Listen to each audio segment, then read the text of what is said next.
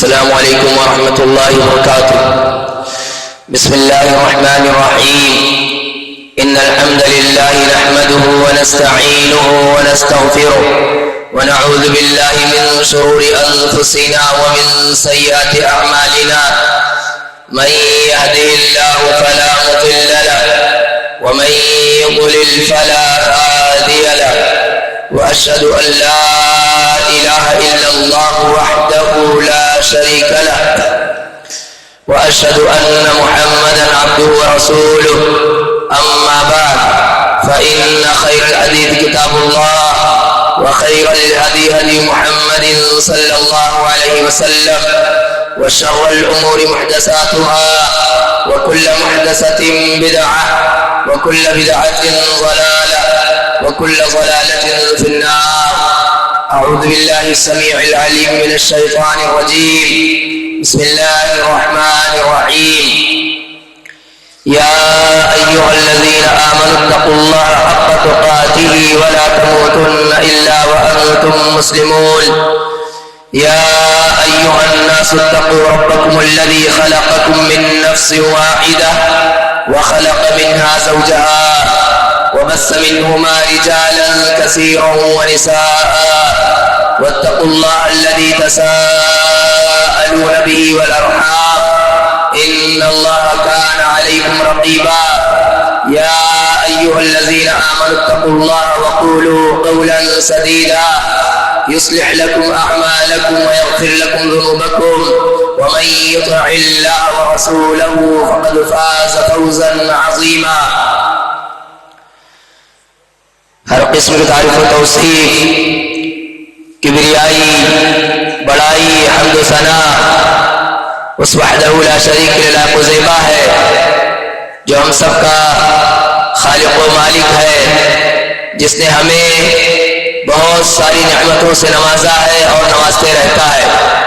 درود و سلام ہو سب سے مقدس جماعت تمام انبیاء کرام پر، خصوصاً نبی آخر الزمان، ہم سب کے پیارے نبی، نبی رحمت للعالمین محمد رسول اللہ صلی اللہ علیہ وسلم پر۔ دینی ملی بھائیوں، بزرگوں، نوجوان ساتھیوں، عزیز بچوں اور اسلامی ماں اور بہنوں، آج عید کا دن ہے۔ یکم شوال کو ہم سب مسلمان عید الفطر کی نماز ادا کرتے ہیں، اللہ کا شکر ادا کرتے ہوئے کہ اللہ تعالیٰ نے ہمیں رمضان میں عبادتوں کی توفیق بخشی۔ اللہ تعالیٰ ہماری تمام عبادتیں قبول فرمائے۔ اللہ رب العالمین ہم سب کا سحری کے وقت اٹھنا، سحری کا اہتمام کرنا، نماز فجر کا اہتمام کرنا، دن بھر اللہ کی رضا کے لیے بھوکے پیاسے اپنے شہوتوں سے رکے رہنا، اور پیارے نبی صلی اللہ علیہ وسلم کی سنت کو زندہ رکھتے ہوئے وقت پر افطاری کرنا، نماز کے بعد پھر عشاء کی نماز کی ادائیگی کے ساتھ قیام اللیل کا اہتمام کرنا، قرآن مجید کی تلاوت کا اہتمام کرنا، ذکر و اذکار، توبہ و استغفار اور دیگر عبادتیں انجام دینا، عمرہ اور اعتکاف جیسی پیاری اور اللہ کا قرب حاصل کرنے والی عبادت انجام دینا۔ رب العالمین ہماری جملہ تمام عبادتوں کو قبول فرمائے۔ اللہ تعالی ہماری عبادتوں سے خوش ہو کر ہماری بخشش فرمائے۔ اللہ رب العالمین ہم سب کو ایسے ہی جیسے ہم رمضان میں عبادتوں کی لذت پاتے تھے، جیسے رمضان کے مبارک مہینے میں ہم اللہ کی خوشنودی کے لیے فجر کے وقت اٹھتے تھے، جیسے رمضان کے مبارک مہینے میں ہم اللہ کی حرام کردہ چیزوں سے دور رہتے تھے، اللہ تعالیٰ ایسے ہمیں پوری زندگی اللہ کی شریعت کے مطابق گزارنے کی توفیق عطا فرمائے۔ دینی بھائیوں، آج عید کا موقع ہے، عید کی مناسبت سے چند ایک باتیں مفید ہوتی ہیں، اس لیے آپ لوگوں کے سامنے رکھ دی جاتی ہے۔ پہلی بات تو یہی کہ ہماری عید کا کنسپٹ سمجھیے۔ ہماری عید دوسرے دھرم کے تیوہاروں کی طرح نہیں ہوتی ہے، ہماری عید بڑی پاکیزہ ہوتی ہے، ہماری عید بڑی پاکیزہ ہوتی ہے، ہماری عید ہماری عید میں ہم سب تمام مسلمان، چاہے وہ امیر ہو یا غریب، چھوٹا ہو بڑا ہو، مرد ہو عورت ہو، جوان ہو بزرگ ہو، ہم تمام مسلمان اللہ کی وحدانیت کا ترانہ گنگناتے ہوئے عیدگاہ کی طرف یا جہاں عید کی نماز ادا کرنی ہو وہاں سب آتے ہیں. ہماری زبان پر یہ ترانہ گنگناتے رہتے ہیں، اللہ اکبر اللہ اکبر لا الہ الا اللہ واللہ اکبر اللہ اکبر وللہ الحمد. یہ جو چند کلمات ہیں دینی بھائیو، یہ اللہ کے نبی صلی اللہ علیہ وسلم نے ہمیں بڑے قیمتی کلمات سکھلائے ہیں. اس میں ہم سب بندے اللہ کی روئے زمین پر یہ کہتے رہتے اللہ اکبر اللہ اکبر. اللہ سب سے بڑا ہے، اللہ سب سے بڑا ہے. جب بندہ اپنے دل کی گہرائی سے جملہ کہتا ہے تو اللہ تعالیٰ بہت خوش ہوتا ہے کہ میرا بندہ، اور میرا ایک دو بندہ نہیں، پوری دنیا کے تمام مسلمان خوشی کے اس موقع پر اللہ کی کبریائی کا ترانہ گنگناتے ہیں. وہ کہتے ہیں اللہ اکبر اللہ اکبر، اللہ سب سے بڑا ہے، اللہ سب سے بڑا ہے، لا الہ الا اللہ، اللہ کے سوا کوئی اللہ کے سوا کوئی عبادت کا مستحق نہیں. یہی دنیا کی سب سے بڑی سچائی ہے. اسی کلمے میں دنیا کی کامیابی ہے، اسی کلمے میں ہم سب کی زندگی ہے، اسی کلمے میں ہماری دنیا اور آخرت کی کامیابی ہے. یہ کلمہ ہم صرف اپنی زبان سے کہتے نہیں ہیں، دل کی گہرائی سے اس کا اعتراف کرتے ہیں اور علل اعلان یہ بات کہتے ہیں لا الہ الا اللہ، اللہ کے سوا کوئی عبادت کا مستحق نہیں. جب ہم یہ بات کہتے ہیں کہ اللہ کے سوا کوئی عبادت کا مستحق نہیں تو ہمیں یہ یقین ہونا چاہیے کہ ہمیں اللہ تعالیٰ نے اسی لیے پیدا کیا ہے. آج عید کے دن یا عید الاضحیٰ کے دن ہم سے جو اللہ تعالیٰ بار بار یہ بات کہلواتا ہے، وہاں ہمارے دل و دماغ میں یہ بات بھی بیٹھنی چاہیے کہ اللہ تعالیٰ نے ہمیں اسی لیے پیدا کیا ہے کہ ہم صرف اور صرف اللہ کی عبادت کریں. اسی میں ہماری حقیقی خوشی ہے، اسی میں ہماری حقیقی خوشی ہے.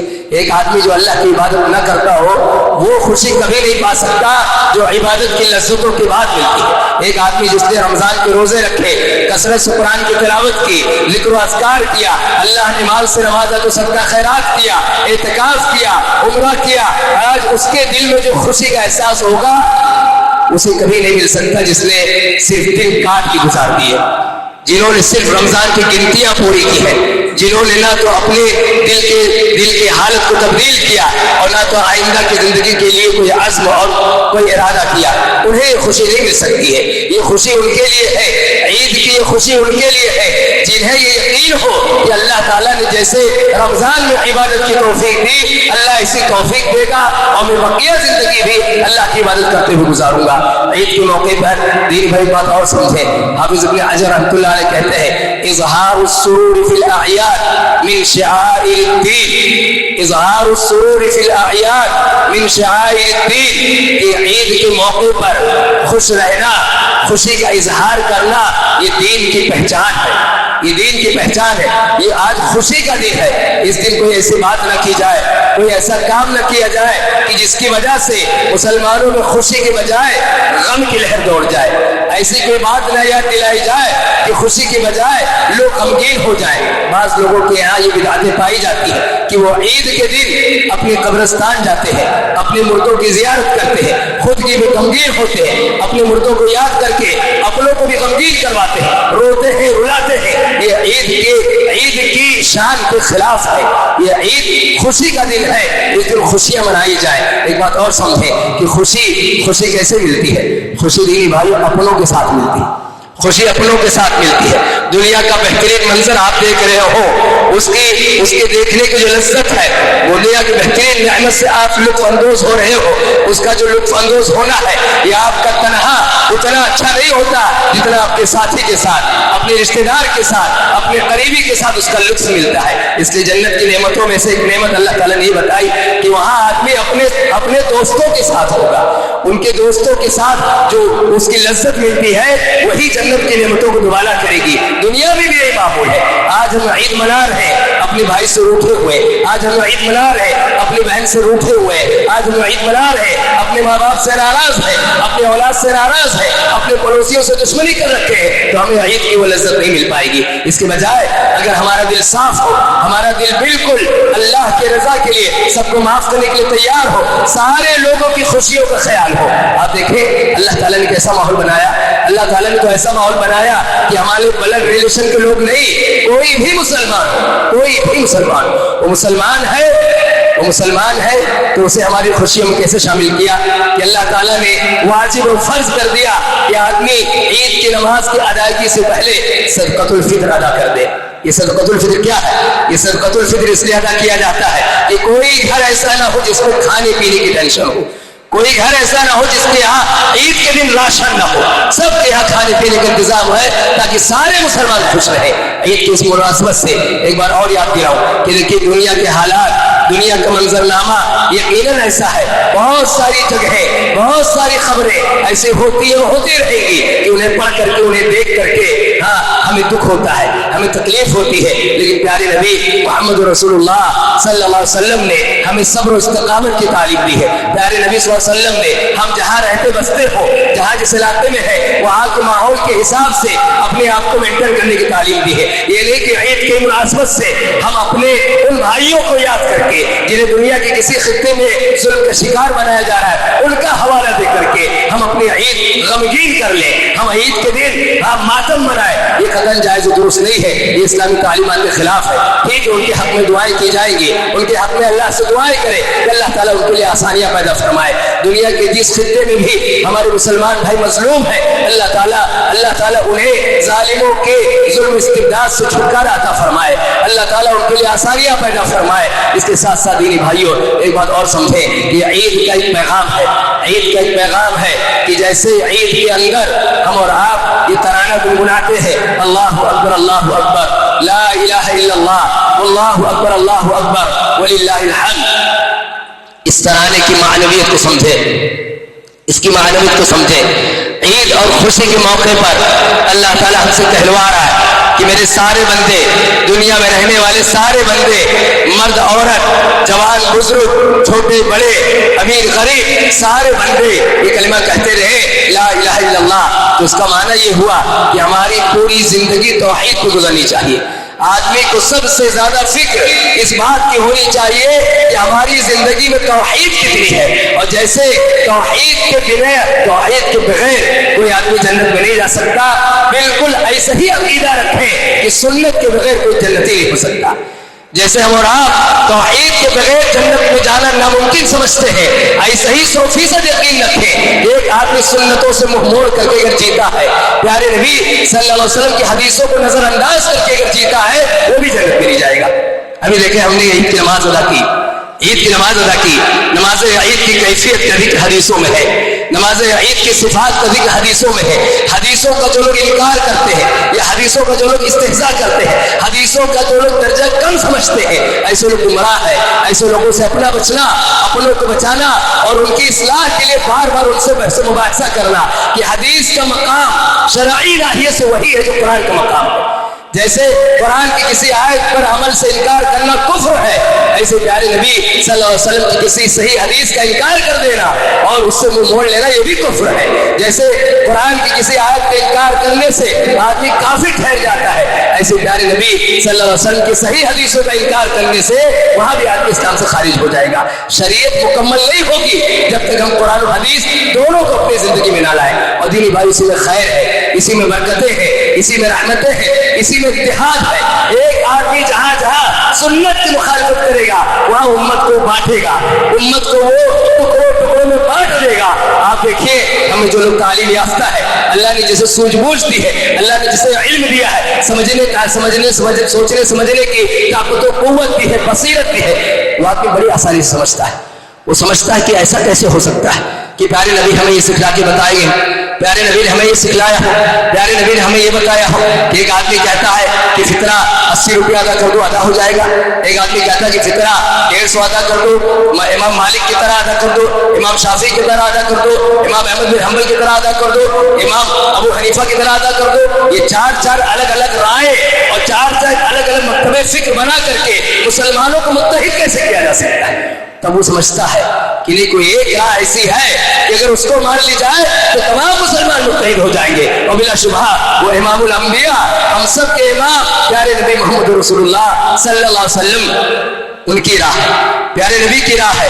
اس لیے ہم اہل حدیث یہ بات بار بار کہتے ہیں کہ ہم پر بہتان لگتا ہے, ہم پہ الزام لگتا ہے, ہمارے تعلق سے غلط فہمیاں پھیلائی جاتی ہے کہ ہم اماموں کو نہیں مانتے, ہم ائمہ کو نہیں مانتے, ہم بزرگوں کو نہیں مانتے. دینی بھائی بہت بڑا جھوٹ ہے, یہ بہت بڑا شر ہے, بہت بڑا فساد ہے. حقیقت یہ ہے کہ ہم اہل حدیث اللہ کے فضل و توفیق سے تمام ائمہ کا احترام کرتے ہیں, تمام علماء دین کا اکرام کرتے ہیں, تمام دین کے جانکاروں کا ہم دل کی گہرائیوں سے نہ صرف احترام کرتے ہیں بلکہ ان کے احترام کو واجب سمجھتے ہیں, اس کی تعلیم دیتے ہیں. لیکن ایک اصول بتاتے ہیں کہ دنیا کے بڑے سے بڑے عالم کی بات اگر پیارے نبی کی حدیث سے ٹکرائے تو اس بات کو رد کر دیا جائے گا اور پیارے نبی کی بات کو قبول کیا جائے گا, پیارے نبی کی بات پر عمل کیا جائے گا, پیارے نبی کی بات کی تعلیم دی جائے گی. یہ بات ہم اس طرح سے کہتے ہیں کہ دنیا میں احترام کے قابل ہے جتنے لوگ, دنیا میں احترام کے قابل ہے جتنے لوگ, ہم سب کو مانتے ہیں مگر مصطفیٰ کی بات صلی اللہ علیہ وسلم.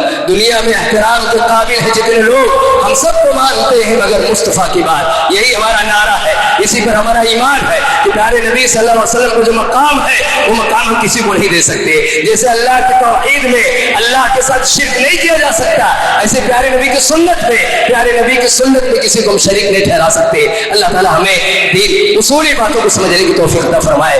دینی بھائیو, ایسے ہی عید کا پیغام یہ ہے, اتحاد ایک بڑا پیغام ہے. اتحاد کیسے آتا ہے؟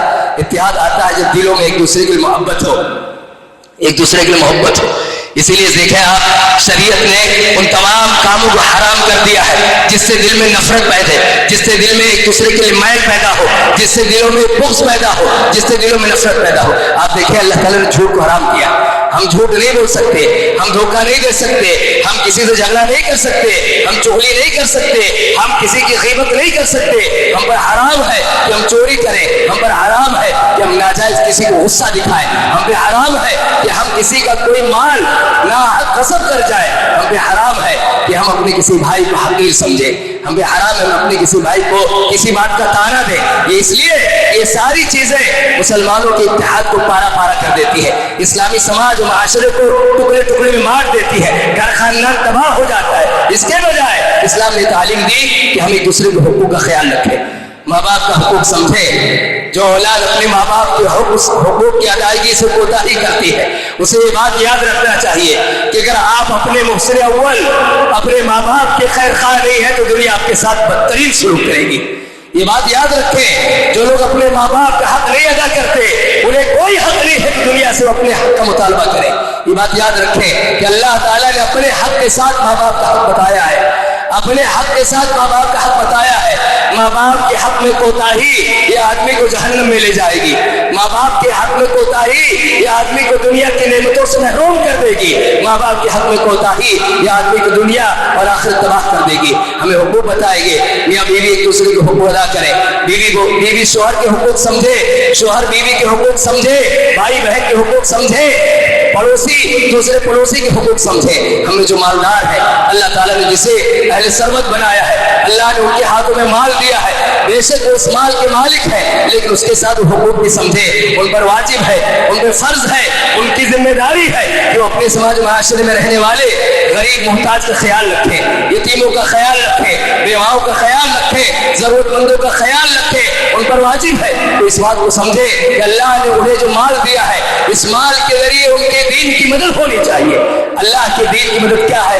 اللہ کے دین کی مدد یہ ہے کہ اللہ کے دین کی حفاظت کے جو قلعے مدارس جامعات ہیں, اللہ کے دین کے قلعے جو تعلیمات ہیں, ان تمام چیزوں کی فائنینشلی مضبوطی کے لیے ہم اپنا مال اللہ کی رضا کے لیے ہمیشہ خرچ کرنے کے لیے تیار ہیں. کبھی یہ نہ سمجھے کہ ہمارا مال خرچ ہو رہا ہے. یقین کرے کہ جیسے اللہ نے علماء کو ذمہ داری دی ہے دین پھیلانے کی, ایسے صاحب ثروت کی بہت بڑی ذمہ داری ہے کہ ان کے مال کے ذریعے وہ جو سیٹ اپ چلتا ہے پورا دینی مزاج کا اور دینی تعلیم کا, وہ بہت بڑا معاون رول ادا کرتا ہے. اللہ تعالیٰ اسے قبول فرمائے. ہمیں جو لوگ مالدار ہیں اللہ تعالیٰ ان کے تعاون کا جہاں جہاں بھی انہوں نے تعاون کیا ہے اللہ تعالیٰ اسے قبول فرمائے. مزید توفیق سے اللہ تعالیٰ انہیں آزماتا رہے, نبی مزید توفیق سے اللہ تعالیٰ انہیں نوازتا رہے. دو چار باتیں اور کر کے بات ختم کروں گا. ایک بات میری بھائیو یہ کہ دیکھیے عید کے موقع پر, عید کے اس موقع پر ہم میں اور آپ میں, ہم سب میں ایک صفت یہ پیدا ہونا چاہیے کہ دیکھیے عید کا موقع ہے, خوشی کا موقع ہے. کچھ نہیں جاتا اگر ہم اپنے سے ناراض کسی سے معافی مانگ لیں. ہم سے ہمارا بھائی ناراض ہے, ہم سے ہماری والدہ ناراض ہے, ہم سے ہمارا چچا ناراض ہے, ہم سے ہمارا بھتیجا ناراض ہے, ہم سے ہمارا کوئی اپنا ناراض ہے, عید کی نماز کے بعد ایک فون لگا دے, یقین مانے دل پگھلتا ہے. دل میں موجود پرانی کوئی یاد ہمارے دلوں کو پگھلا کر کے ایک کر دیتی ہے. اپنے بھائی کو گلے لگائے. آپ دیکھیے خوشی میں جب آدمی پرانی قدورتوں کو بھول جاتا ہے, پرانی باتوں کو بھول جاتا ہے, اور جب گلے لگتا ہے تو دونوں کی آنکھوں میں خود بخود جو خوشی کے آنسو آتے ہیں. اللہ تعالیٰ کی آنسو بہت پسند ہے, اللہ تعالیٰ کو یہ آنسو بہت پسند ہے. ہمیں اس کا خیال رکھنا چاہیے. اپنے نوجوان بھائیوں کو نصیحت کروں گا کہ دیکھیے یہ دنیا ہے, یہاں بہت سارے فتنے آتے ہیں اور چلے جاتے ہیں. کبھی بھی ایسا نہ سمجھے کہ آپ کسی فتنے میں آپ فیصل بن جائے, آپ کسی فتنے میں آپ کوئی ڈیسیزن لے لیں. اللہ تعالیٰ نے ہم پہ فرض کیا ہے کہ ہم جماعتی زندگی گزاریں, یعنی ہم مسلمان جہاں کہیں بھی رہتے بستے ہو ایک نظام ایک سسٹم کے تحت رہیں. ہمیں اپنے علماء سے وابستہ رہنا ہے. علماء سے وابستگی دین ہے, علماء سے وابستگی دین ہے, علماء سے دوری دین سے دوری ہے, علماء سے دوری دین بیزاری ہے, اور علماء سے دوری یہ دین اور آخرت کو تباہ کر لینا ہے. لہذا ہمیشہ اس سے چوکنا رہے, اور کسی بھی نئے ایشو پر, کسی بھی نئے مسئلے پر آپ انتظار کریں جب تک علماء کی گائیڈ لائن نہ آ جائے. آپ کسی بھی طرح کی پارٹی, چاہے وہ مذہب کے نام پہ بنی ہو, چاہے مسلک کے نام پہ بنی ہو, چاہے کوئی سیاسی پارٹی ہو, اس کے بیانیہ میں آ کر کے آپ قطعاً کسی گروپ میں شامل ہونے کی کبھی غلطی نہ کریں. اسی میں عافیت ہے, اسی میں ہم سب کی حفاظت ہے. ایک آخری بات کہوں گا کہ میرے بھائیو دیکھیے اللہ تعالیٰ نے ہمیں اس ملک, پیارے ملک ہندوستان میں پیدا کیا ہے. ہمارا اس پیارے ملک میں پیدا ہونا یہ ہماری تقدیر کا حصہ ہے. اس پیارے ملک میں ہندوستان میں ہماری پیدائش ہماری تقدیر کا حصہ ہے, اور تقدیر پر ایمان واجب ہے. اس ملک میں حالات چاہے جو ہو, جس طرح کے بھی ہو, بعض شر پسند عناصر یقیناً اس طرح کی کوششیں کرتے ہیں کہ امن و امان خراب ہو, لوگوں میں تفرقہ ہو, مذہبی بنیادوں پر لوگوں میں جھگڑا ہو, فساد ہو. لیکن ہم مسلمان ایک مسلم ہونے کے ناطے یہ یاد رکھیں کہ اس ملک ہندوستان میں امن و امان کی ذمہ داری ہم پر ہے. امن و امان قائم رکھنا یہ ہماری مجبوری نہیں, یہ ہماری ذمہ داری ہے.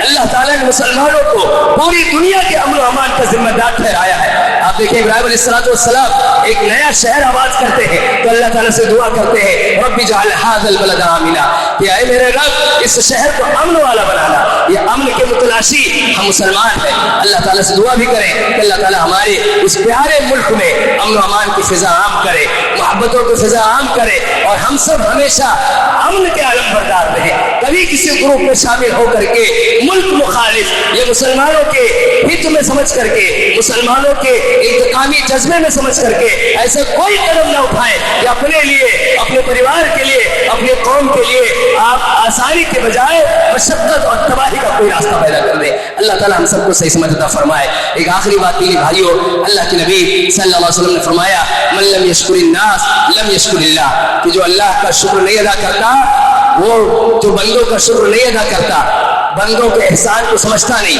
بندوں کے احسان کا اعتراف نہیں کرتا, وہ اللہ کا بھی احسان مند نہیں ہو سکتا, وہ اللہ کا بھی شکر ادا نہیں کر سکتا.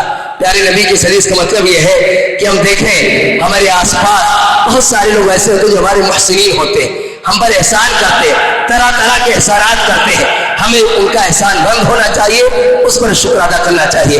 رمضان کے اس پاک مہینے میں ہم نے جو عبادتیں انجام دی, مسجد کے سٹم میں ہمارا مسجد کا اسٹاف ہے, مسجد کا عملہ ہے, ہمارے اسٹاف کے ساتھ کچھ بھائی رضاکارانہ طور پہ لگے رہتے ہیں. جو بھی خدمت ہو, مسلیوں کی راحت کے لیے پانی پلانا ہے, صفائی کا انتظام کرنا ہے, عید کی تیاری کرنی ہے, جو بھائی بھی آگے آئے جنہوں نے کسی طرح سے اپنا وقت دیا, محنتیں کی, اللہ تعالیٰ ان سب کی محنتوں کو قبول فرمائے. میں مسجد کے ذمہ داروں کی جانب سے ان سب کا شکریہ ادا کرتا ہوں. ایسے ہماری جو بہنیں جو خواتین کے شعبے میں رضاکارانہ طور پر اپنی خدمتیں پیش کرتی ہیں، اللہ تعالیٰ ان کی بھی کوششوں کو قبول فرمائے۔ ایسے اس موقع پر میں شہر کے بلدیہ اور منسپل کے لوگوں کو، پولیس افسران کو، جو ہمارے عید کے اس تہوار کو بہترین اور خوشگوار ماحول میں انجام دینے میں معاون ہے، میں ان کا بھی شکریہ ادا کرتا ہوں۔ اللہ تعالیٰ ہم سب کی عید سعید بنائے، اللہ تعالیٰ یہ بابرکت عید ہم سب کی بنائے۔ اور میری بھائیوں، آخر میں دو باتیں کہہ کر کے بات مکمل کروں گا کہ دیکھیے عید کے دن مشروع ہے کہ آدمی عید کی نماز اور عید کے خطبے کے بعد، فراغت کے بعد ایک دوسرے کو یہ مبارکباد دے، تقبل اللہ منا ومنکم، کہ اللہ تعالیٰ تمہارے اور ہمارے اعمال کو قبول فرمائے۔ اس میں کوئی حرج نہیں، بلکہ یہ سنت ہے اور اس طرح سے دعائیں دینا چاہیے، تقبل اللہ منا ومنکم۔ اور دوسری اور آخری بات یہ کہ دیکھیے عید کے دن ہمارے آس پاس بہت سارے ایسے لوگ ہوتے ہیں جو ہم سے کچھ امید رکھتے ہیں، انہیں عیدی دے، ہمارے بچے ہیں انہیں عیدی دے، ہم سے چھوٹے ہیں انہیں عیدی دے، ہمارے یہاں کام کاج کرنے والے جو لوگ ہیں انہیں عیدی دے، ہمارا شوہر اپنی بیوی کو عیدی دے، بڑے اپنے چھوٹوں کو عیدی دے، تاکہ خوشی عام ہو سکے۔ اللہ تعالیٰ ہم سب کو اس کی توفیق عطا فرمائے، ہماری جملہ عبادت قبول فرمائے، آمین، تقبل یا رب العالمین۔ السلام علیکم و رحمۃ اللہ وبرکاتہ۔